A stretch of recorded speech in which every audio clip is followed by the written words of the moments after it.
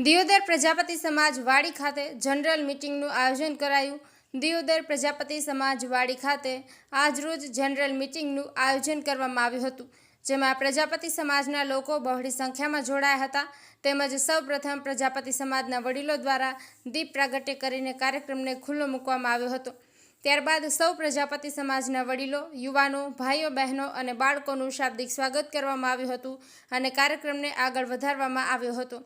2025માં ગ્રામ પંચાયતની ચૂંટણીમાં જે પ્રજાપતિ સમાજના લોકોની સરપંચો અને પંચાયતના સભ્યોની જીત થઈ હતી, તેવા દરેક સરપંચ અને સભ્યોને શાલ ઓઢાડી ફૂલહાર પહેરાવી સન્માનિત કરવામાં આવ્યા હતા।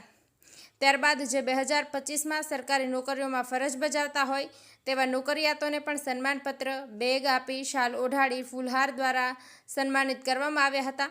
સાથે સાથે ધોરણ 10 અને ધોરણ 12માં 80થી ઉપર ટકાવારી લાવ્યા હોય તેવા વિદ્યાર્થીઓને પણ સ્કૂલ બેગ, સન્માનપત્ર આપી ફૂલહાર પહેરાવી સન્માનિત કરવામાં આવ્યા હતા। તેમજ તારીખ 20/4/2025ના 13 દીકરીઓના સમૂહ લગ્ન યોજાયા હતા અને જે સમૂહ લગ્નમાં ખર્ચો કરવામાં આવ્યો હતો તેમજ જે ખર્ચ અને બચત વધી હતી તેના હિસાબો અને બચત થઈ હતી તે આ જનરલ મીટિંગમાં સમાજના સૌ સમાજ બંધુઓ સામે વાંચી સંભળાવ્યા હતા, જેમાં ખર્ચ પેટે 23,82,015 થયા હતા અને બચત પેટે 29,59,656 વધ્યા હતા।